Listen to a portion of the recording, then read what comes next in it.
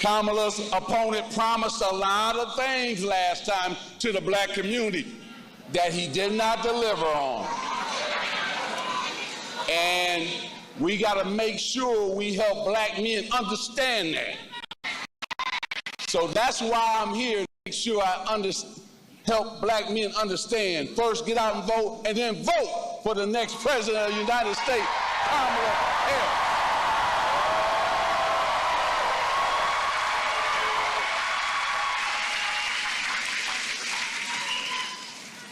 She's for women's rights to make their own decision with their body. We got to clap for that.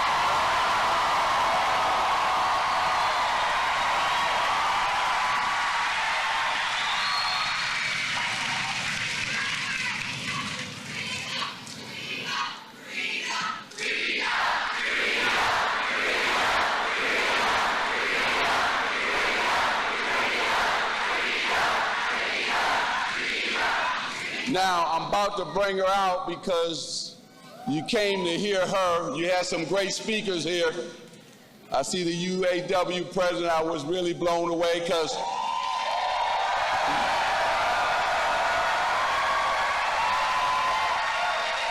not only did my father work there, my brother Larry, my brother Michael, his wife Ronnie. I got now nieces and nephews who belong to the union, so thank you for what you're doing.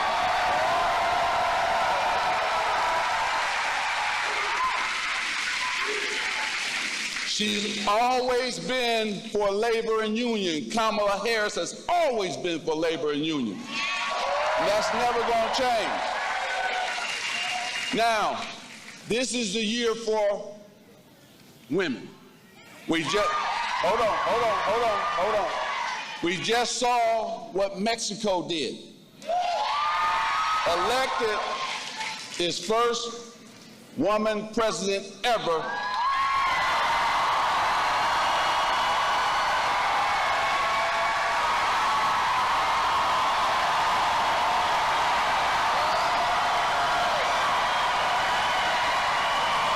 So you know where I'm going with this.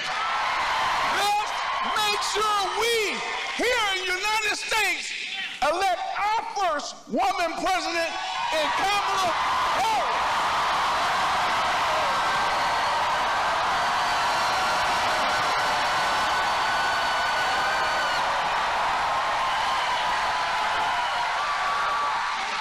Thank you, Michigan, for allowing me to come home.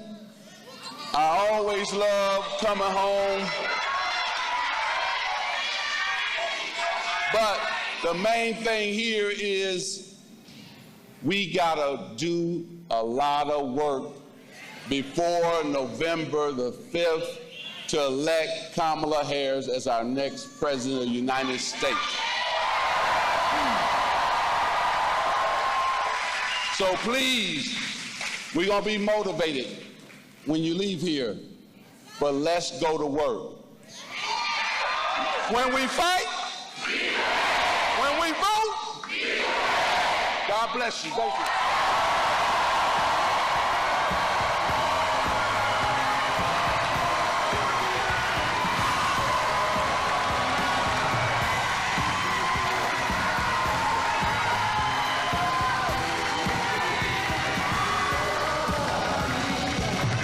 You can feel it all over.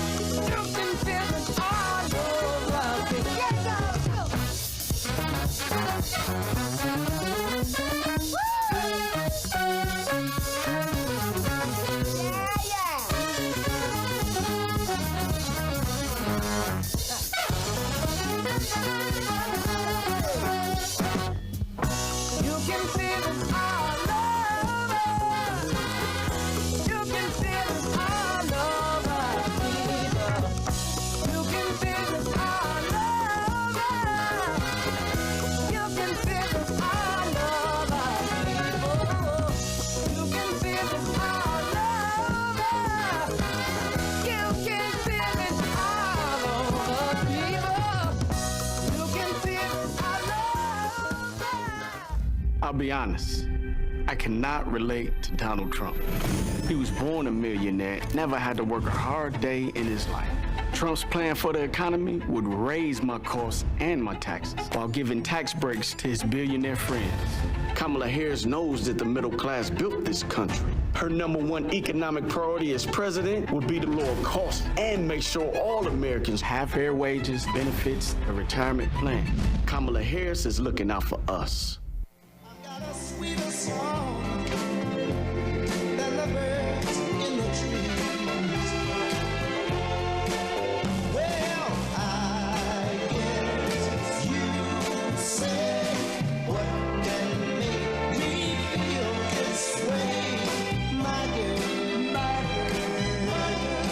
talking about my girl.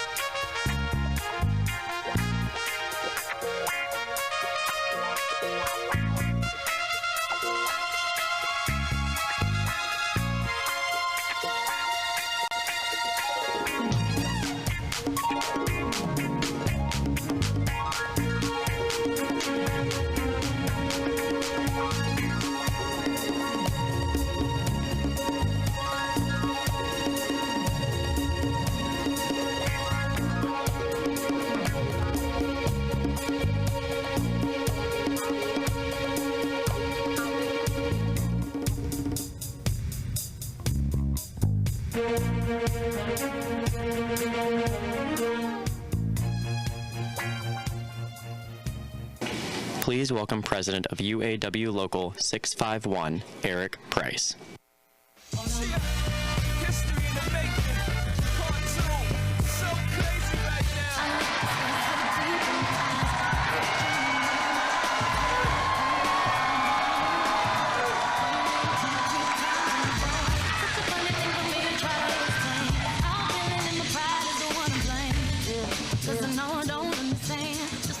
How we doing, Flint? I said, how we doing, Flint? All right, so good afternoon. Like they said, my name is Eric Price, and I am president of UAW Local 651.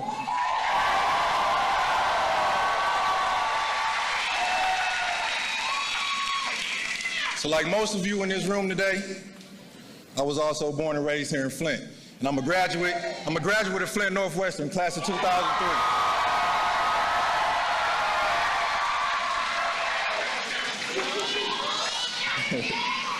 So 18 years ago, I hired in the shop. So, and the benefits that the UAW has given me and my family has been a tremendous help.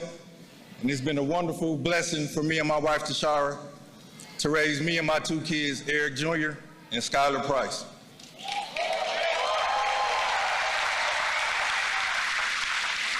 See, I always knew one day I'd be president of my local, because it's always been my passion to serve and help the membership that I'm a part of. But one thing I never expected was to be up here in front of all of you in a setting like this. So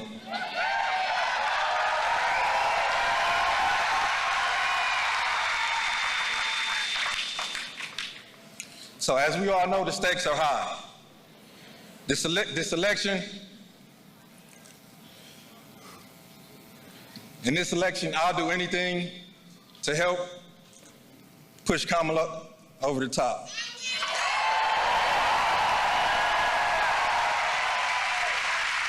So that's why I'm here, and that's why I'm supporting Kamala. So Kamala's running for president to help families like mine and yours.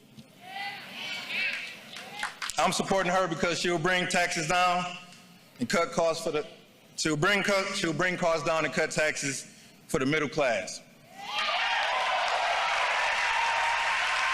She'll make it easier for all of us to get a house and start a business. And she'll make sure that we keep investing in the auto workers and the future of this U.S. industry. But Donald Trump is not thinking about that. Donald Trump, he's a billionaire and a scab.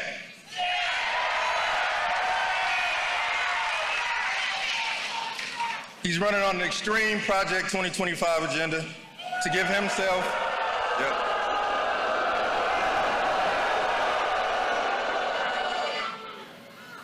to give himself unchecked power and hurt the rest of us. So we know what he'll do if he wins, right? He'll sell our workers to big corporations every chance he gets. He'll send our good-paying union jobs away over to China. He'll give another tax cut to the rich.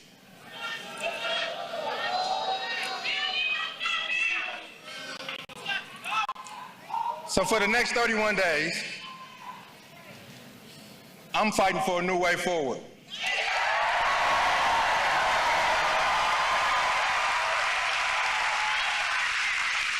I'm fighting for a candidate who will protect our freedoms and our democracy.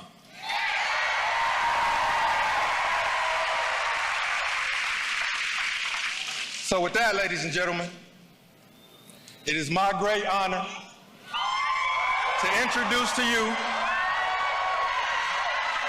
our next president.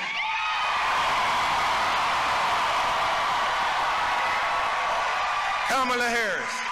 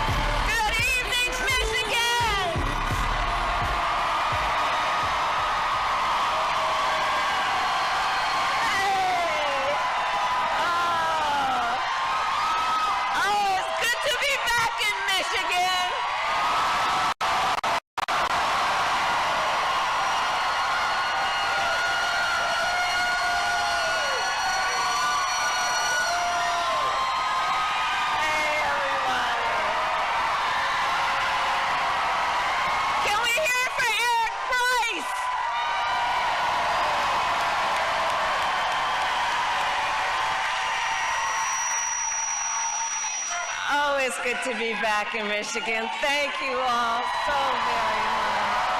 Thank you. Thank you so very much. And Eric Price, thank you for your leadership of UAW 651 and all the work.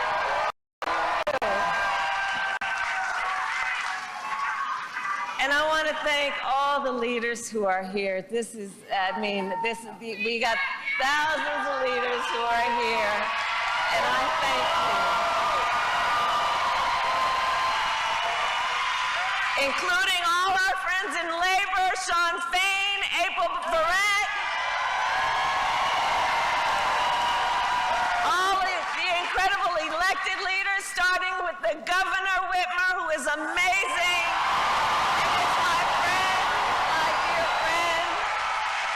Mayor Neely, Senator Stabenow, Senator Peters, Representative Slotkin, who we will elect to the United States Senate.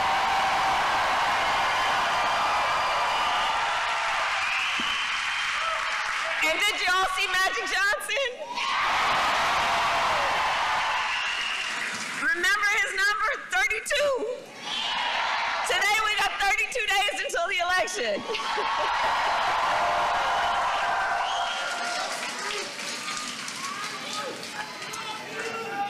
So 32 days. 32 days. Okay, we got some business to do. We got some business to do. All right. 32 days. We will do it.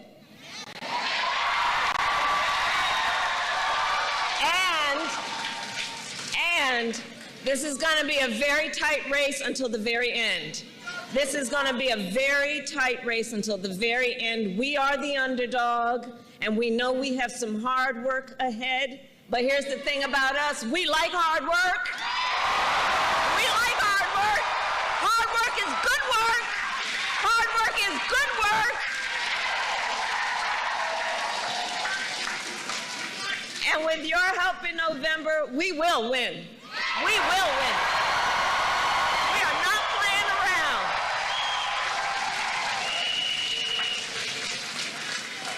So listen, we know this election is about two very different visions for our nation. One focused on the past, and ours, which is focused on the future. We are fighting for a future where we tap into the ambitions and the aspirations of the American people and build what I call an opportunity economy, so every American has an opportunity to own a home, build wealth, start a business.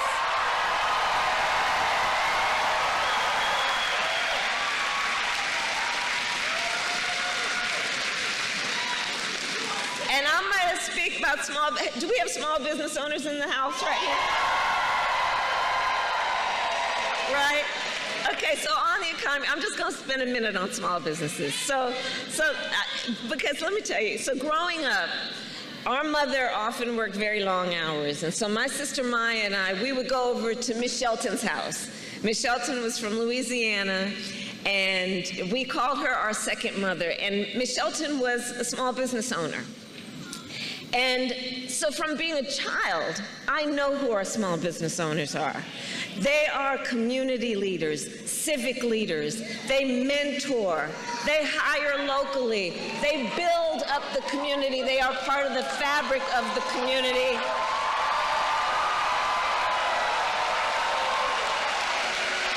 And small business owners are the backbone of America's economy.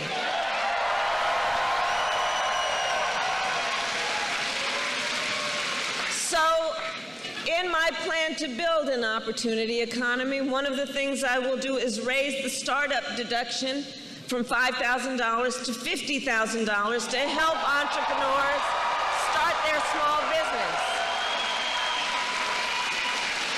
You heard Eric talk about it. We need to build more housing in America.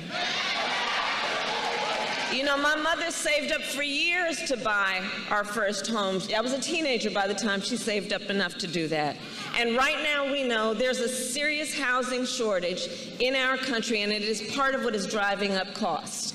So So we will cut the red tape and work with the private sector to build 3 million new homes and provide first-time home buyers with a $25,000 down payment assistance so you can just literally get your foot in the door and you'll handle the rest. We need to lower the cost of living. Look, our economy is making good progress. Just this morning, we got a solid jobs report, right?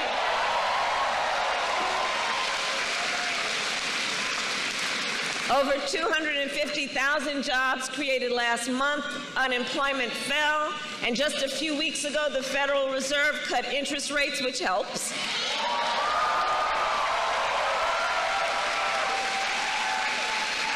But there's still more we need to do. Prices for everyday things like groceries are still too high.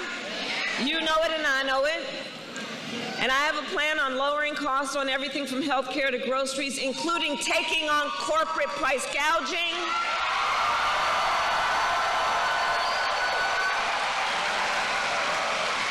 Because as Attorney General, I saw what happens where there are a few of them, not everybody, but those who take advantage of desperate people, in particular in the middle of an emergency, and there needs to be consequence. I will give a tax cut to 100 million Americans, including $6,000, extending and expanding the child tax credit. So during the first year of a child's life,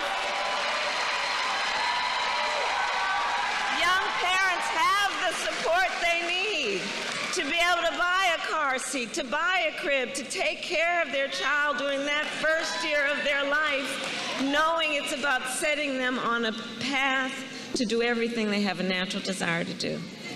And look, I say all this to say, I will always put the middle class and working families first. I come from the middle class, and I will never forget where I come from. I will never forget where I come from.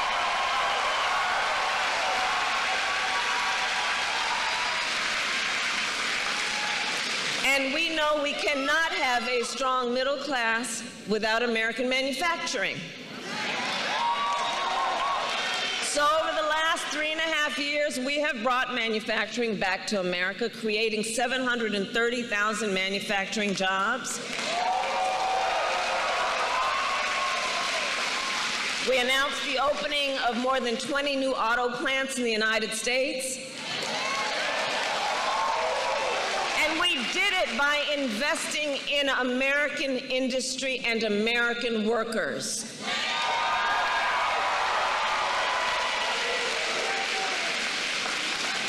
And I will make sure that America, not China, wins the competition for the 21st century.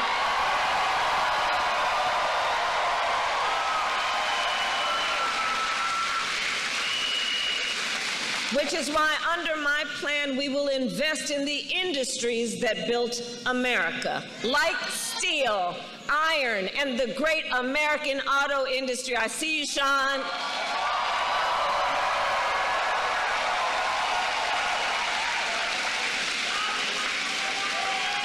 And we will ensure that the next generation of breakthroughs, from advanced batteries to electric vehicles, are not only invented but built right here in America by American union workers.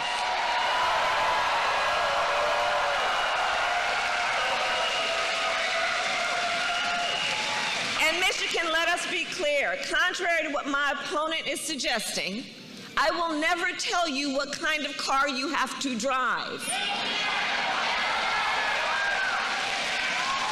But here's what I will do. I will invest in communities like Flint.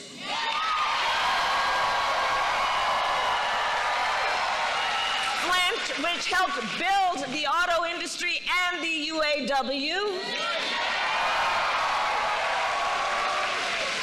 We will retool existing factories, hire locally, and work with unions to create good-paying jobs, including jobs that do not require a college degree.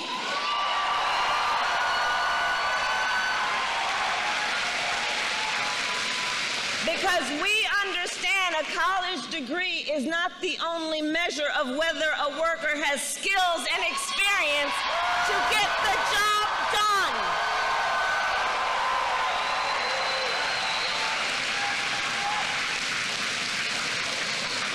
In fact, part of my plan is to outline all of the federal jobs that should not require a college degree and make that clear. And when I'm elected, I'm going to challenge the private sector to take on the same approach.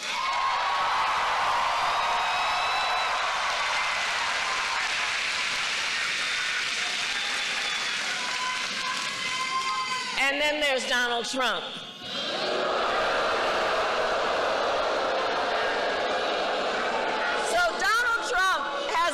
Different approach. So Donald Trump makes big promises and he always fails to deliver. He said he was the only one who could bring back America's manufacturing jobs. Remember that? And then America lost nearly 200,000 manufacturing jobs when he was president. Including tens of thousands of jobs in Michigan. And those losses started before the pandemic, making Donald Trump one of the biggest losers of manufacturing jobs in American history.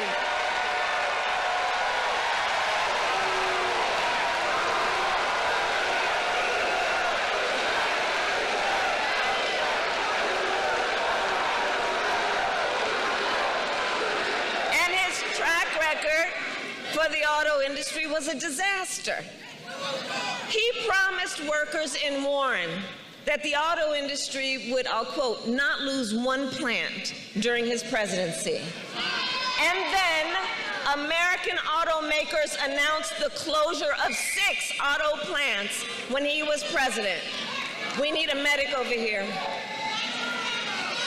We need a medic over here. Right here.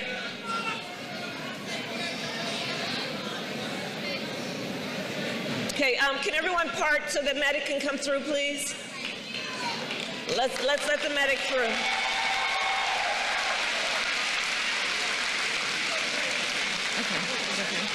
Okay. Okay. He's okay. All right. We're good. We got each other. Good.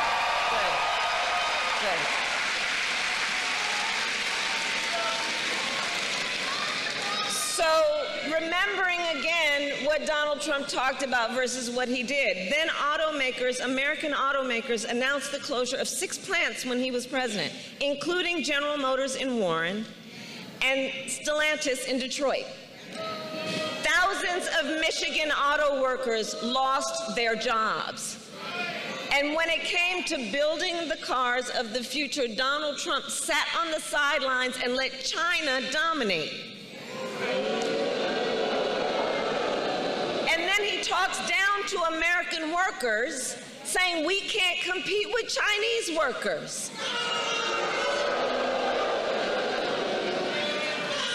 And make no mistake, Donald Trump is no friend of labor.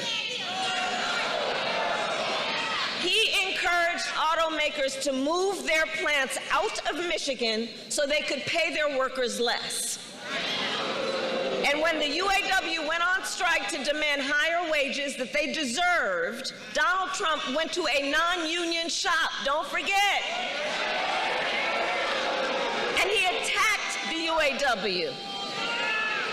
And he said striking and collective bargaining don't make, quote, a damn bit of difference. Remember how he's talked about striking workers, that you should fire them. That's how he talks about union labor. That's how he talks about workers. But Flint, we know strong unions mean higher wages, better health care, and greater dignity. For union members and for everyone.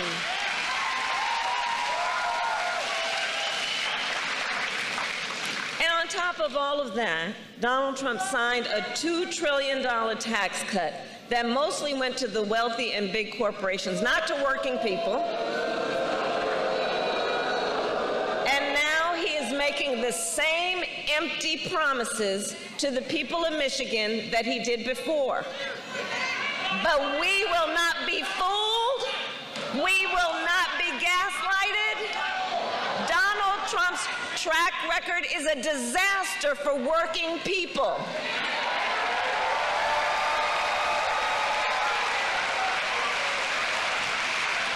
And if he wins again, it will be more of the same. Check this out. 2 days ago, his running mate, maybe you saw that. No, but how about that Tim Walz, by the way?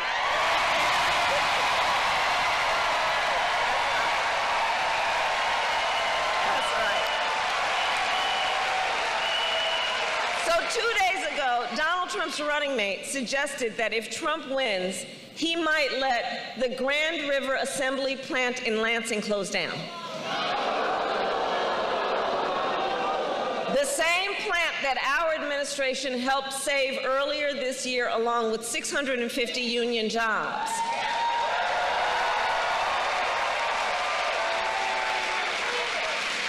Michigan, we together fought hard for those jobs, and you deserve a president who won't put them at risk.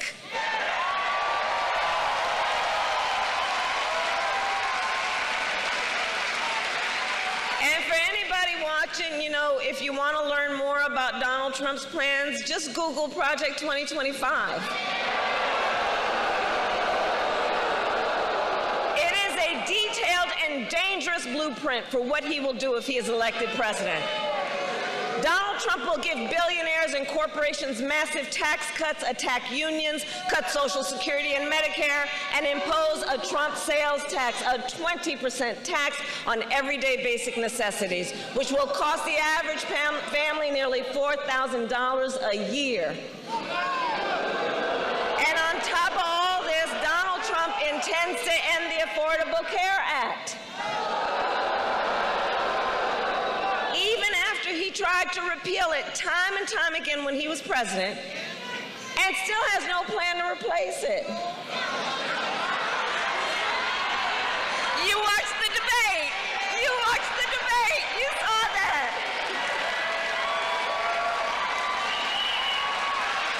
He said he, quote, has concepts of a plan.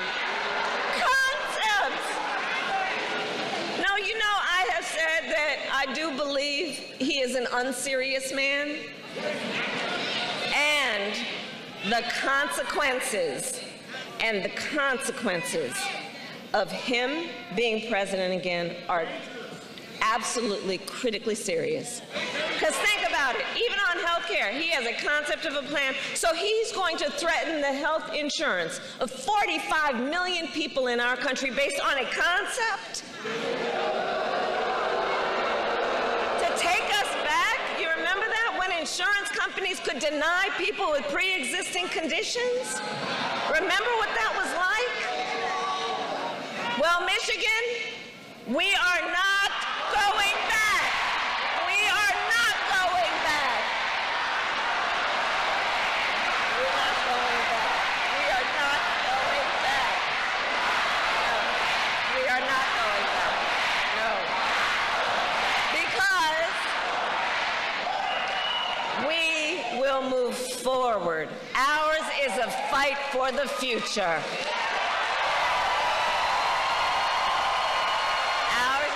For the future, and ours is a fight for freedom.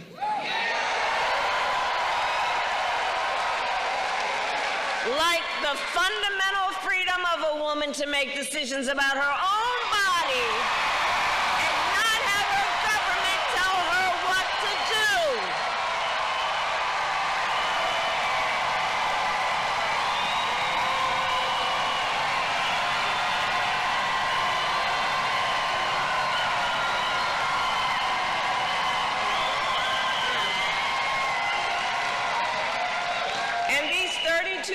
out from the election, it's important that we remind people how we got here. Donald Trump handpicked 3 members of the United States Supreme Court with the intention that they would overturn Roe v. Wade, and they did.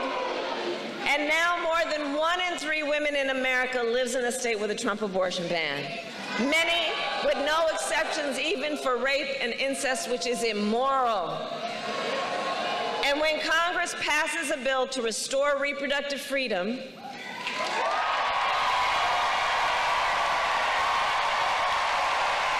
as President of the United States, I will proudly sign it into law. Proudly.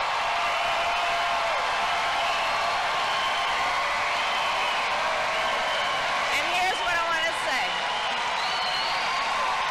Look, and that's not our only battle. Across our nation, we are witnessing a full-on assault on other hard-fought, hard-won freedoms and rights, like the freedom to vote, the freedom to be safe from gun violence, the freedom to join a union,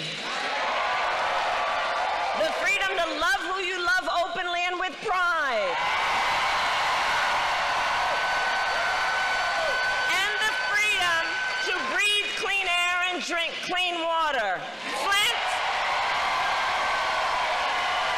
you know all too well, Flint, that clean water should be a right for everyone, not just for the people who can afford it. And as president, I will continue to work with communities like Flint to ensure you not only have clean water, but the opportunity to recover economically and thrive.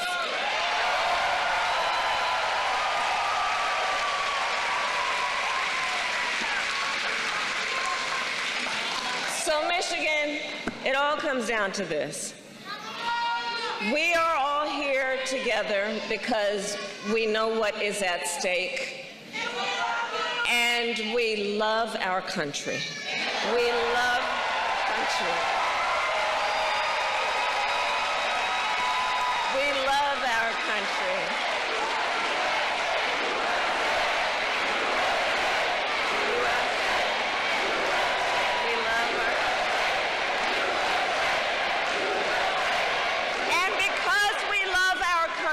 We know it is one of the highest forms of patriotism to then fight for the ideals of our country and to fight to realize the promise of America. That's what this is about.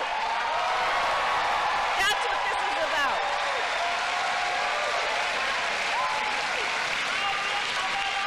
So, Election Day is in 32 days.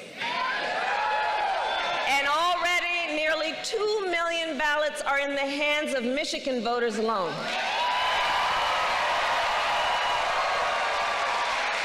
So if you have received your ballot, please do not wait.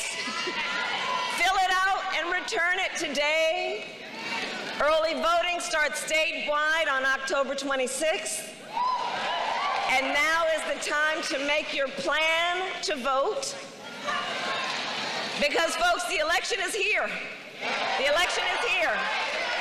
And we need to energize, organize, and mobilize. And remember, your vote is your voice, and your voice is your power. So, Flint, today I ask, are you ready to make your voices heard?